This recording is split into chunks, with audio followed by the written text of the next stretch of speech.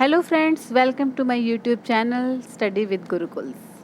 And आज हम discuss करेंगे फैक्टर्स अफेक्टिंग पर्सनालिटी। व्यक्तित्व को प्रभावित करने वाले कारक। वो क्या फैक्टर्स हैं जो हमारी पर्सनालिटी को इफ़ेक्ट करते हैं, चलिए जानते हैं। फ्रेंड्स, पर्सनालिटी के बारे में मैंने अपनी लास्ट वीडियो में बहुत अच्छे से समझाया हुआ है।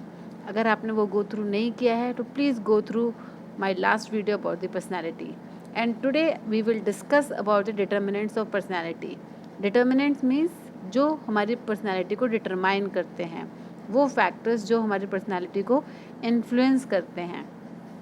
And friends, broadly they can be categorised into 3 broad categories.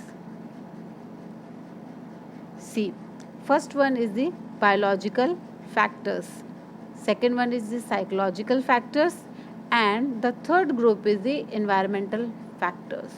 तो जो हमारी पर्सनालिटी है किसी एक फैक्टर से नहीं होती, इट इज़ मल्टीफैक्टोरियल, जिसमें कि बायोलॉजिकल फैक्टर्स इन्वॉल्व हैं, साइकोलॉजिकल फैक्टर्स इन्वॉल्व है एंड एनवायरमेंटल। बायोलॉजिकल फैक्टर्स में इसको सब डिवाइड कर सकते हैं, क्या क्या अदर उसमें आते हैं। First one is the body build, physical attractiveness, homeostasis and physical defects. ये मैं एक एक करके आगे डिस्कस करूँगी। Next is the psychological factors. इसमें first one is the intellectual determinants, next is emotional determinants, self disclosure, our aspiration and achievement of an individual, excessive love and affection। ये भी मैं अपने आगे डिस्कस करूँगी अभी।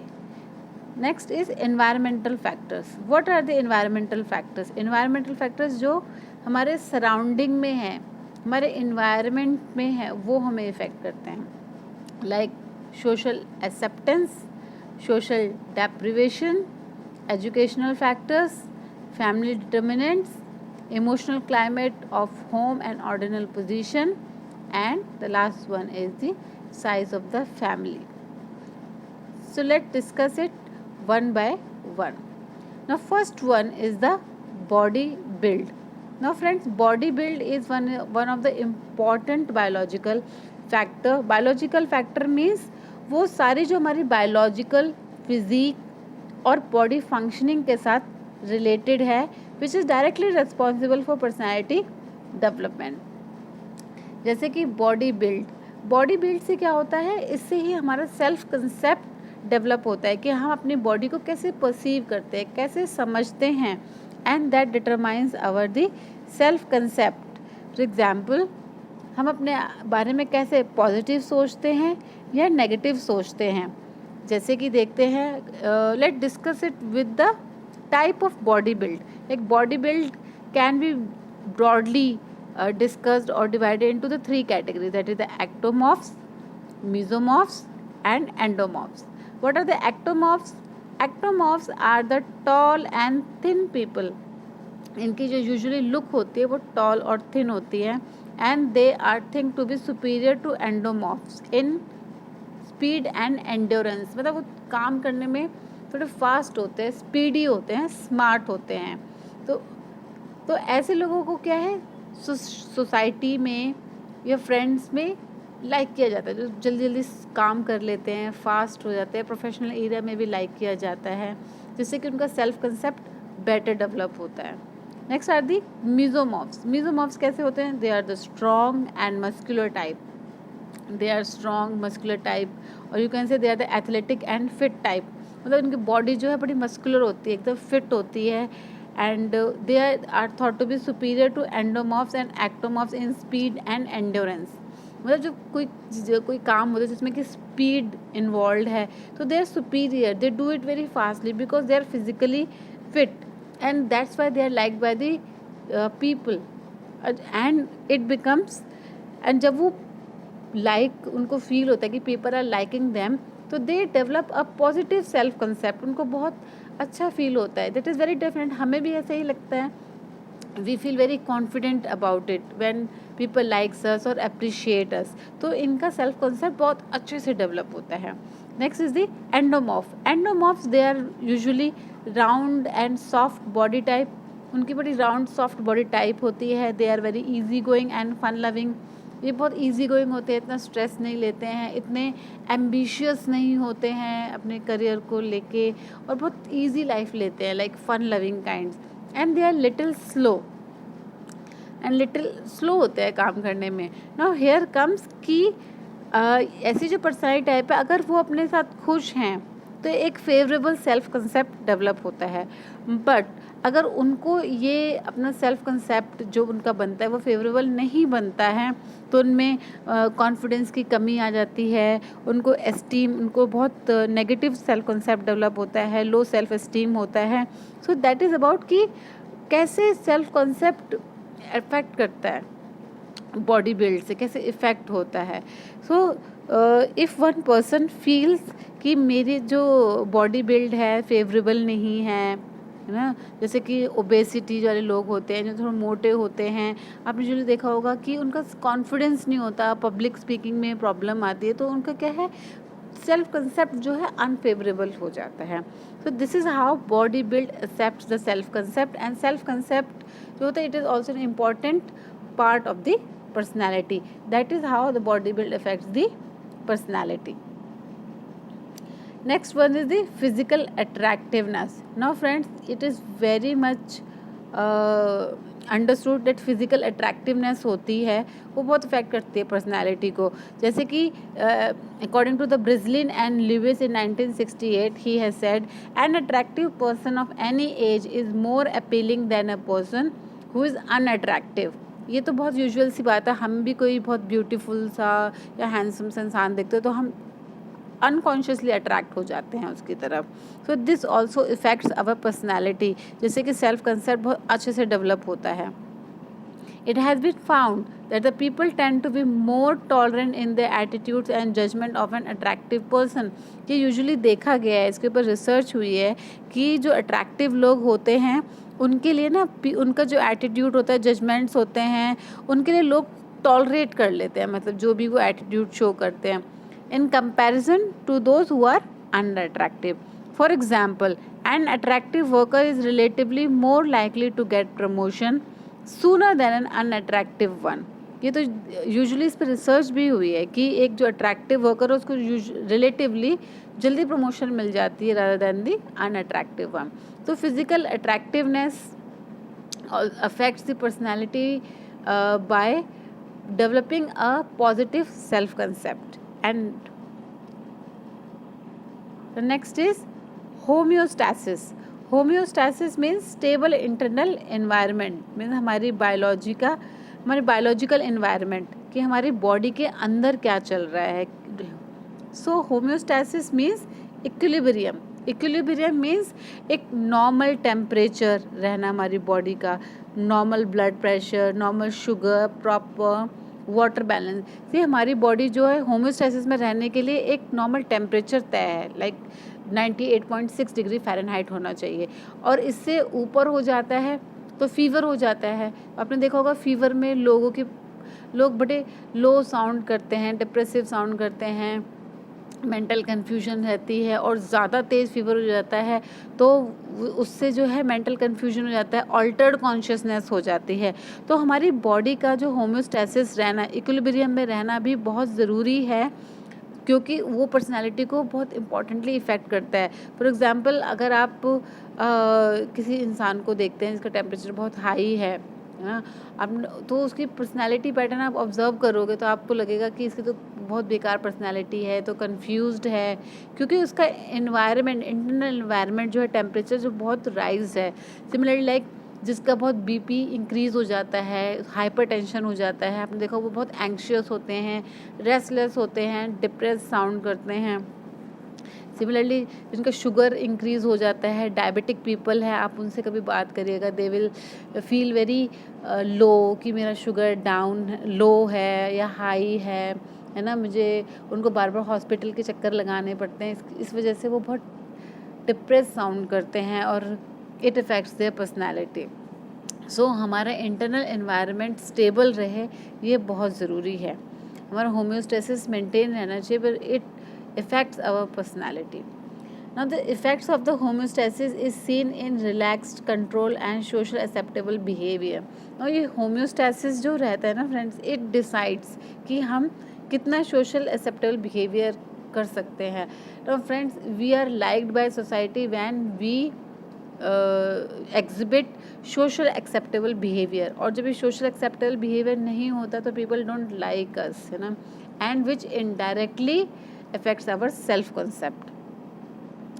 Now friends, what happen if disequilibrium happens. जैसे कि मैंने अभी आपको डिस्कस किया था, डिसइक्विलिब्रियम मीन्स हमारा जो होम्योस्टैसिस है वो गड़बड़ा गया है, स्टेबल इंटरनल एनवायरनमेंट नहीं है, डिस्टर्बेंस हो गई है होम्योस्टैसिस में. फॉर एग्जाम्पल, हार्मोनल डिस्टर्बेंसेस हो जाते हैं बॉडी में ना, हार्मोनल डिस्टर्बेंसेस हो जाते हैं, एंडोक्राइन सिक्रेशन ज़्यादा हो जाती हैं या कम हो जाती है, जिसकी वजह से जाइजेंटिज्म या डॉर्फिज्म जैसे डिजीज़ हो जाती हैं ना. जाइजेंटिज्म में क्या होता है कि हाइट जो है कि इंसान की 7 फीट 7.5 फीट हो जाती है, और डॉर्फिज्म में क्या है जहाँ पे एक इंसान की जो हाइट है 2.5 फीट या 3 फीट या 4 फीट ऐसे हो जाती है ना. फ्रेंड्स, इसकी वजह से क्या है, उनकी जो फिज़िकली जो लोग उनको कैसे परसीव करते हैं, है ना, और खुद को कैसे परसीव करते हैं, it determines their self concept. क्योंकि अगर जो नॉर्मल एवरेज से ज़्यादा हाइट है जाइजेंटिज्म में, people may not like it, उनको लगेगा कि अरे ये तो घोस्ट है, लाइक ऐसे स्टीरियोटाइप्स, ऐसे प्रेजुडिस बना सकते हैं. Similarly for the dwarfism also. So these hormonal disturbances the personality because of the reaction they get from the society, and which ultimately decides their self concept. The high blood pressure follows the depressive mental state, ये मैंने आपको भी बताया था. Now deficiency in vitamin B complex can also lead to the depression, है ना. बहुत बार देखा होगा, आप डॉक्टर्स के पास जाते हैं, कोई भी सिकनेस होती तो बोलते हैं नहीं आप मल्टीविटामिन लीजिए, विटामिन बी कॉम्प्लेक्स लीजिए. क्यों कहते हैं? Because the deficiencies has shown can lead to the depression. That high blood pressure BP can lead to the mental confusion and emotional outburst. So this is how homeostasis of that is a stable internal environment affects our personality. Now next is the physical defects and health conditions. Now friends, there are many various physical defects जो कि birth से होते हैं और वो हमारी personality को कैसे affect करते हैं. Let's see. First is the congenital defect, जो मैंने बताया कि बर्थ से होते हैं. For example cleft palate. Cleft palate क्या होता है कि लिप है वो कट है, और अंदर भी पैलेट जो है, तलवा जिसको बोलते हैं हिंदी में, वो कट है. तो ऐसे क्या है, पहले अभी तो मेडिकल एडवांसमेंट बहुत हो गई है, लोग एजुकेटेड हैं, उनको पता है अबाउट क्लेफ्ट पैलेट, बट पहले इनको लोग घोस्ट समझते थे, भूत समझते थे, है ना, और जिसकी वजह से उनका जो सेल्फ कंसेप्ट है बहुत लो रहता था, वो कॉन्फिडेंस डेवलप नहीं होता था उनमें, एस्टीम लो सेल्फ एस्टीम होता था. सिमिलरली लाइक फ्रेंड्स, कोई बर्थ से हैंडीकैपनेस है, डिसेबिलिटी है या ब्लाइंडनेस है, so all this things affects the self concept development of an personality. Similarly like obesity, they feel inferior and they get unfavorable attitude of the society, which directly affects their self concept. And there was a first scientific study which showed the impact of the physical defect on the personality has come from the Alfred Adler theory of organ inferiority. Now Alfred Adler was the first person who did a scientific study about the impact of the physical defects on the personality. And there are other health conditions like childhood illnesses and poor health conditions. Friends, आपने देखा होगा छोटी छोटी उम्र में ही बच्चों को बहुत बड़ी बड़ी बीमारी हो जाती है, लाइक कैंसर या क्रॉनिक बीमारी या हेमोफीलिया या कुछ और डिजीज़, जिसकी वजह से उनको बार बार हॉस्पिटल आना जाना पड़ता है. वो नॉर्मल अपनी प्लेफुल एक्टिविटीज़ नहीं कर पाते हैं, लाइक एस्थमा में नहीं कर पाते हैं, तो जिसकी वजह से उनकी जो पर्सनैलिटी है और जो सेल्फ कंसेप्ट उनका बनता है बहुत अनफेवरेबल बनता है. क्रॉनिक डिसीजेज लाइक डायबिटीज़, है ना, they experience very tense and anxiety because of this diseases which affects their personality unfavorably. Irregular menstrual cycle in women, which can lead to the emotional instability and depressed. When these are the examples of the physical defects and the conditions which affects the personality favorably or unfavorably and how a person takes it. आपने कुछ लोग देखे होंगे कि बहुत खुश रहते हैं इन स्पाइट ऑफ वो सिक हैं, तो उनका सेल्फ कंसेप्ट उस तरीके से डेवलप होता है एंड उनकी पर्सनैलिटी उस तरीके से डेवलप होती है।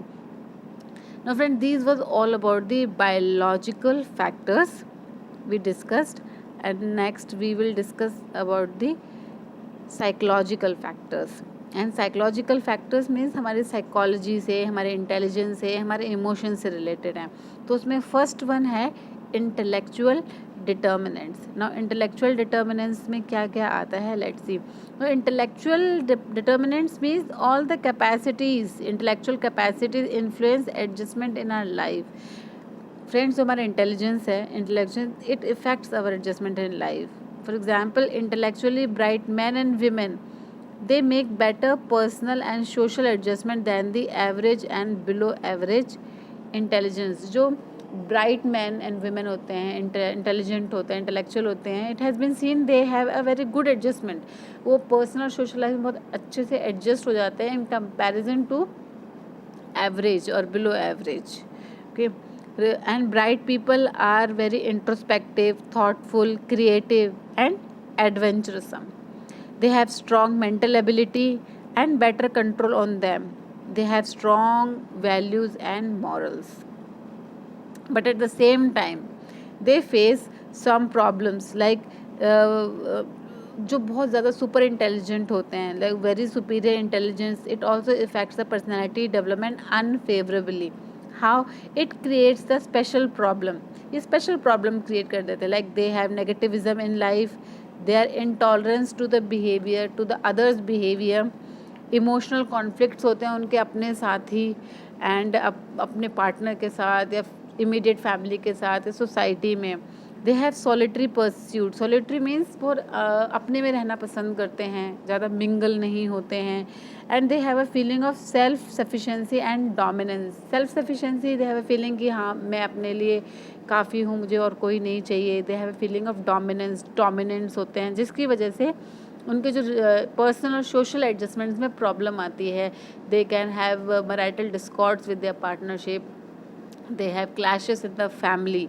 So friends, this is how intelligence and intellectual affects our the personality. Now next is the emotional determinants. Now let's see how our emotions affects our personality. Now let's see what are the aspects of the emotions. There are very several aspects of the emotions, like dominant emotions, emotional imbalance, emotional deprivation, excessive love, how excessive love and affection affects our personality, emotional expressions, emotional catharsis, emotional stress. Now friends, what do we mean by dominant emotions? ये dominant emotions का मतलब क्या है कि हमारे अंदर कौन से जो emotions है वो dominant है. For example, the predominance of pleasant emotions. अगर कि pleasant इमोशंस का डोमिनेंस है हमारी पर्सनालिटी में या फिर अनप्लेजेंट इमोशंस का. For example, a cheerful person are usually happy and even in depressive mood they can see the brighter side of the people. तो फ्रेंड्स, आपने कुछ लोग देखे होंगे अपनी लाइफ में, अपने फ्रेंड सर्कल में, सोशल सर्कल में, कि कुछ लोग होते हैं वो बड़े चीयरफुल होते हैं, खुश होते हैं, हैप्पी होते हैं. आपको उनका पता ही नहीं चलता कि वो दुखी भी हैं. वो जो है वर्स्ट कंडीशन आती है लाइफ में, फिर भी उसमें कुछ पॉजिटिव निकाल लेते हैं. सो उन लोगों में क्या होता है, प्रीडोमिनेंस होता है प्लेजेंट इमोशंस का. Even in depressive mood they will C happy, है ना, दे will C the brighter side and they will move on in life. But जो एप्रीहेंसिव पर्सन्स होते हैं, एप्रीहेंसिव मीन्स एंग्जाइटी से फुल होते हैं, they will be fearful even in happy and enjoyable situation. And आपने कुछ वो लोग देखे होंगे जो कि हमेशा ही घबराए हुए से रहते हैं, अनहैप्पी से रहते हैं. अगर कोई खुशी वाली बात है तब भी they will see negativity into it. So this is called predominance of pleasant और unpleasant emotions. So what is the emotional balance? अगर इन्हीं इमोशंस का बैलेंस रहता है, फॉर एग्जाम्पल, अगर positive emotions outweighs the UP, that is the unpleasant emotions, is required for the good social personal adjustment. Emotional balance means जब हम अपने present emotions पे ज़्यादा कॉन्सेंट्रेट करते हैं and we outweighs the unpleasant emotions, तब बनता है emotional balance and which is important for the social and personal adjustment. So एक अच्छी पर्सनैलिटी डेवलप होने के लिए we need an emotional balance. और अगर ये इमोशनल बैलेंस नहीं होता तो ये जो है हमारी पर्सनैलिटी को नेगेटिवली इफ़ेक्ट करता है. Next is about this self disclosure. Self disclosure means emotional stress expressed in form of anxiety, frustration, jealousy and envy may lead to overeating and drug addiction. Now friends, stress एक ऐसी चीज़ है सबकी life में होता है, but the thing is हम इसको कैसे डिस्क्लोज करते हैं, हम इसको कैसे एक्सप्रेस करते हैं ना. कुछ लोगों को स्ट्रेस होता है, वो मेडिटेट करते हैं, योगा करते हैं, शेयर करते हैं एंड वो मूव ऑन हो जाते हैं. But there are some people, उनमें जो है स्ट्रेस कोप अप नहीं कर पाते हैं, तो वो कैसे एक्सप्रेस करते हैं, कैसे डिस्क्लोज करते हैं. कुछ लोग अंदर छुपा के रखते हैं और उसको फिर एंग्जाइटी की तरह, फ्रस्ट्रेशन की तरह एक्सप्रेस करते हैं. They will have jealousy, they will have envy, and जब वो इसको भी एक्सप्रेस नहीं कर पाते हैं तो डिजीज़ेस लाइक ड्रग एडिक्शन उसमें चले जाते हैं, ओवर ईटिंग में ना उसमें इंडल्ज हो जाते हैं. सो सेल्फ डिस्क्लोजर कि कैसे हम एक्सप्रेस करते हैं फीलिंग्स को या एक्सप्रेस नहीं करते हैं, it also affects our the personality. Now next is love and affection. How love and affection plays an important role in personality. Friends, first one is the emotional deprivation of pleasant emotions like love and happiness leads to poor adjustment. Now friends, it's very evident कि सबको love and affection चाहिए होता है अपने parents से, अपने friend से, और अगर ये नहीं मिलता, लाइक छोटे बच्चे हैं ऑर्फनेज में जो होते हैं, या किसी एक्सीडेंट में उनके पेरेंट्स ख़त्म हो जाते हैं, या उनको तो सोशल रिजेक्शन मिलती है, तो इनको जब ये प्यार नहीं मिलता, ये अफेक्शन नहीं मिलती है, डेप्रिवेशन नहीं मिलती है, तो it leads to the poor adjustment. इनको बहुत इमोशनल इनसिक्योरिटी रहती है ना. बड़े होके they have very different personality, बहुत एपिथेटिक से फील करते हैं ना. कुछ लोग एग्रेसिव भी हो जाते हैं जब इनको ये सब कुछ नहीं मिलता है. एंड अगर क्या होता है, किसी को एक्सेसिव लव एंड अफेक्शन मिलता है, लाइक किसी को एक्सेसिव लव एंड अफेक्शन मिलता है, तो they become immature and dependent adults. Like जो बहुत ओवर प्रोटेक्टिव मदर्स होती हैं, तो यूजुअली देखा गया है, even Straker in 1956 has pointed out that excessive mothering, that is over protective mother turn their son and daughter into the immature and dependent adults. तो friends कहते हैं ना कि पौधे को सिर्फ उतना ही पानी देना चाहिए जितनी ज़रूरत हो, तो ना ज़्यादा अफेक्शन देनी है ना कम देनी है, बिल्कुल बैलेंस्ड वे में देनी है for the proper personal social adjustment and for the personality development. Next is the release of unexpressed emotions, जिसको कि इमोशनल कैथारसिस भी कहते हैं, which contributes to the good adjustment. Now friends, it has been seen कि जब feelings को हम अंदर दबा के रखते हैं, है ना, हम पेंटअप रखते हैं इमोशंस को, दबा के रखते रहते, बट एक और हम परेशान रहते हैं, यू नो, हम लड़ते रहते हैं या फिर अपने आप से ही परेशान रहते हैं, बट वही इमोशंस जो हैं हम एक्सप्रेस कर देते हैं अपने फ्रेंड्स के साथ इन अ सोशल एक्सेप्टेबल वे, तो यू फील वेरी रिलैक्स्ड. तो इसको कहते हैं इमोशनल कैथारसिस. तो जो लोग अपने आप को एक्सप्रेस करते हैं, अपनी फीलिंग्स को इन अ सोशल एक्सेप्टेबल वे, तो इनको सोसाइटी जो है बहुत अच्छे से उनको रिकग्निशन मिलती है. बट अगर उसी को वो ऐसे एक्सप्रेस करते हैं, एग्रेशन, है ना, फाइटिंग, मार पिटाई, जैसे कि आपने देखा है कि रोड रेज में होता है या मॉब लिंचिंग में जो होता है, वो क्या होता है, वो गुस्से में होते हैं एंड वो कैसे एक्सप्रेस करते हैं, रादर देन सेइंग सॉरी या आगे नहीं होगा, वो लड़ने लग जाते हैं, है ना, और उसमें वो एग्रेसिवनेस शो करते हैं, वायलेंस शो करते हैं, which is an anti social factor of personality. So it's very important how we express our the emotions. So it's very important that we express our emotions in a social acceptable way, so because it indirectly develops our self concept also. Now friends, there are some sanctions of over the overt expressions of emotions like anger, fear, jealousy and envy necessary to avoid and disapproval.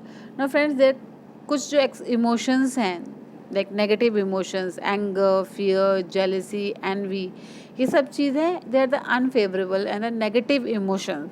सो अगर ये हावी रहती है आपकी personality में, तो आपकी personality जो एंटी सोशल पर्सनालिटी हो जाती है ना. क्रिमिनल्स ऐसी पर्सनालिटी से डेवलप होते हैं, जुवेनाइल डेलिक्वेंट्स ऐसी पर्सनालिटी से डेवलप होते हैं. Friends, so these are all the emotional determinants which determines our personality. Now next is the our aspirations and achievements. Now what are the aspirations and achievements means?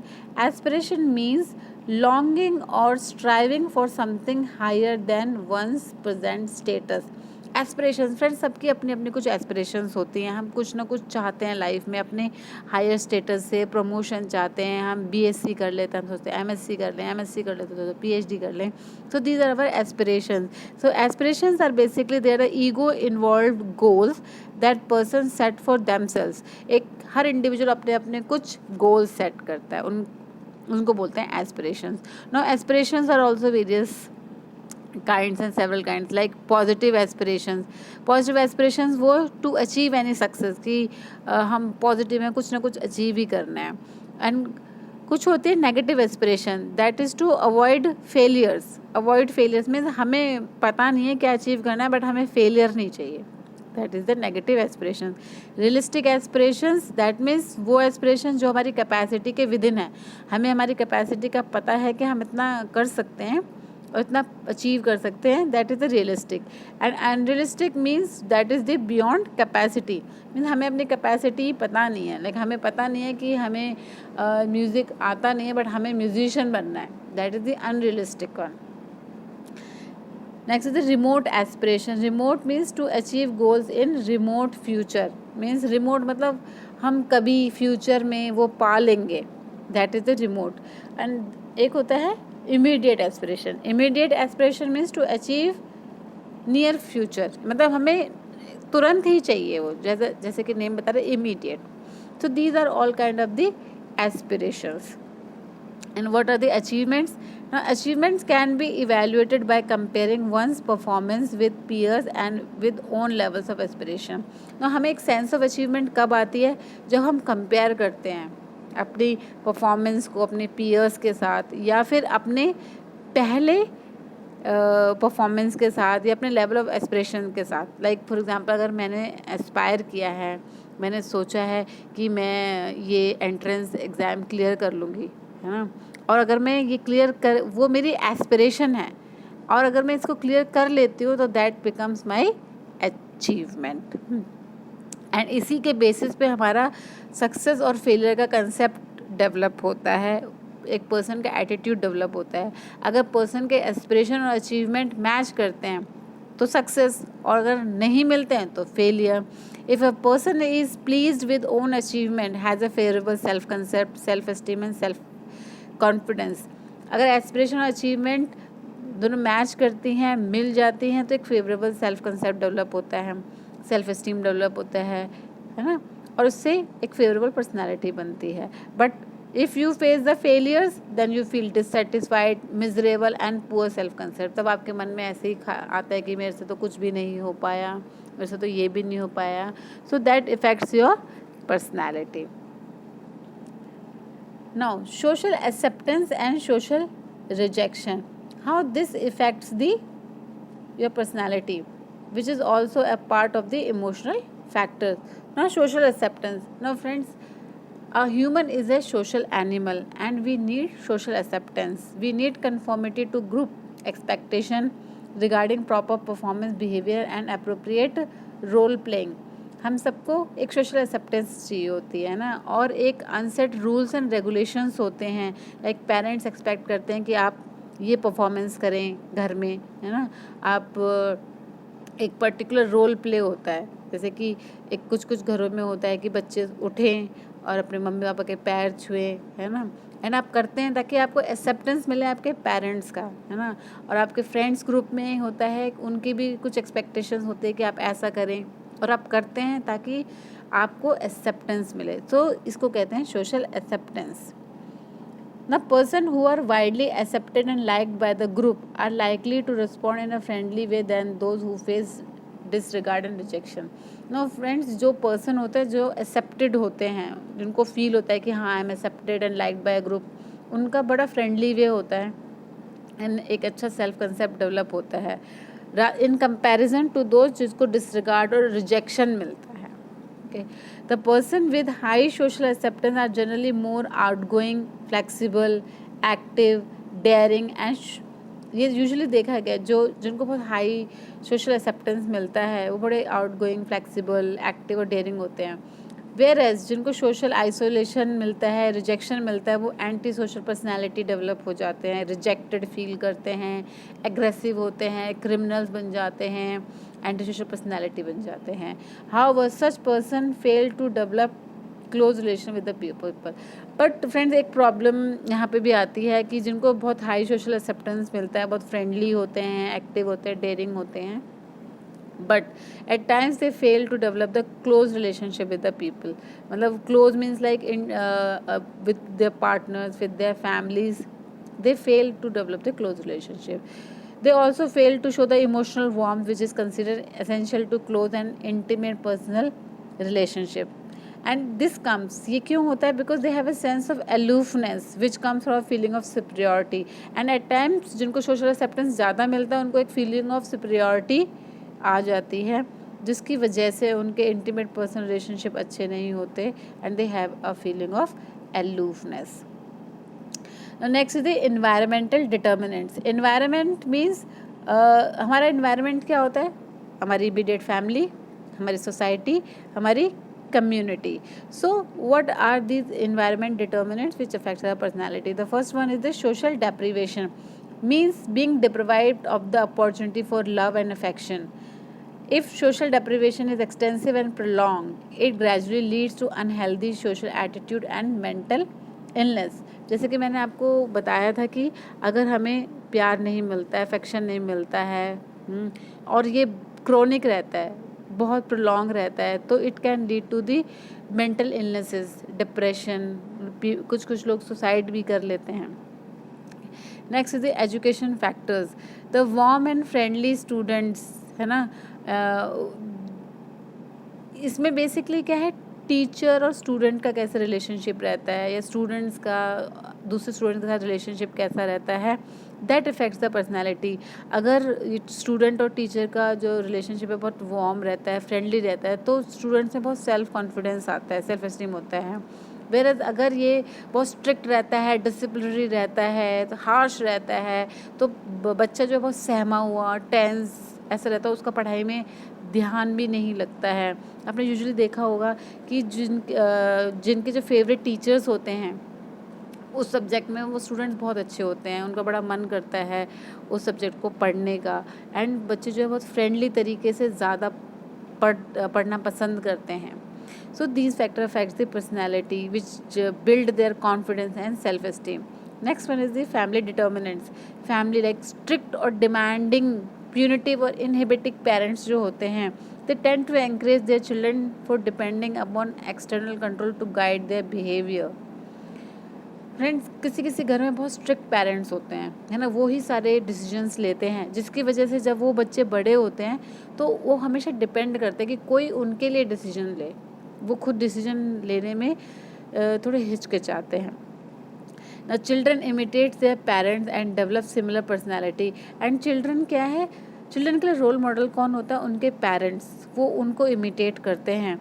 और अगर family में mother बहुत strict है तो there is more chances कि daughter, उनके जो सन है वो भी स्ट्रिक्ट होंगे. और अगर जो वार्मथ है, लविंग है, एम्पैथेटिक है, ऐसी अगर पेरेंट्स हैं तो children will also learn and उनके कुछ करेक्टर्स उनके पर्सनालिटी में भी आएंगे. Next is the emotional climate at home and ordinal position. कि घर में कैसा इमोशनल क्लाइमेट है. घर में अगर स्ट्रिक्ट है, वो हार्श है, तो personality will develop like that. अगर घर में जो वो जो है इन्वायरमेंट है बहुत फ्रेंडली है, वार्मथ है, लविंग है, सो दे विल डेवलप कि उनको फीलिंग आएगी ऑफ बीइंग लव्ड, उनका कॉन्फिडेंस डेवलप होगा, उनका स्टीम डेवलप होगा, उनका इमोशनल क्वेश्चन बहुत होगा। Next the ordinal position. Ordinal position means एक बच्चे की क्या पोजीशन है। एग्जाम्पल द फर्स्ट बॉर्न्स, मतलब जो सबसे पहले पैदा होते हैं, फर्स्ट बेबी होते हैं अपने पेरेंट्स के, they have a feeling of superiority, and the last one, जो लास्ट में बॉर्न होते हैं, they lack self confidence and defiance of the authority. आपने ये भी देखा होगा जो बहुत जो फर्स्ट बॉर्न्स होते हैं, दे हैव सुपीरियर फीलिंग, कहते हैं हम तो बड़े हैं घर में, it has been said they are hard working and they are very authoritarian, parents के ज़्यादा करीब होते हैं। वेयर जो छोटे होते हैं, द लास्ट वन जो होते हैं, वो जो होते हैं हमेशा अथॉरिटी को डिफाई करते रहते हैं कि मैं तो आपकी बात नहीं मानूंगा, like that. Next is the size of the family. Size means small family है घर में या बिग फैमिली है, क्योंकि फ्रेंड अगर स्मॉल फैमिली होती है, financially, emotionally and psychologically parents can give proper care to their kids, and वो फैमिलीज जो अच्छे से उनकी जो ग्रूमिंग होती है, पर्सनैलिटी जो होती है बच्चों की अच्छे से डेवलप होती है। Whereas in the big families अगर फाइनेंशियली प्रॉब्लम है तो उनको कुछ कुछ चीज़ें नहीं मिलेंगी, और बच्चों में ही कंपटीशन डेवलप होगा कि उसको मिल रही है, उसको नहीं मिल रही है। और जब ज़्यादा बच्चे होते हैं तो parents have the authoritarian relationship with the kids, dictativeness होती है, ये करना है, ये नहीं करना है, एंड उसके हिसाब से पर्सनैलिटी बच्चे की डेवलप होती है। So friend, these are all the environment determinants which affects our personality. So friends, on basis of these factors, हम एक equation of personality बना सकते हैं. That means personality is the sum total of the physical determinants, psychological determinants, psychological determinants and environmental determinants. It is the sum total of the personality which affects the personality determinants. So friends, this was all about the personality development. I hope you would have understood, and it is very important topic from the exam point of view. So please go through it. It's very scoring, very easy, and it will help you in the exams. And friends, if you like my video, please share and subscribe. Thank you.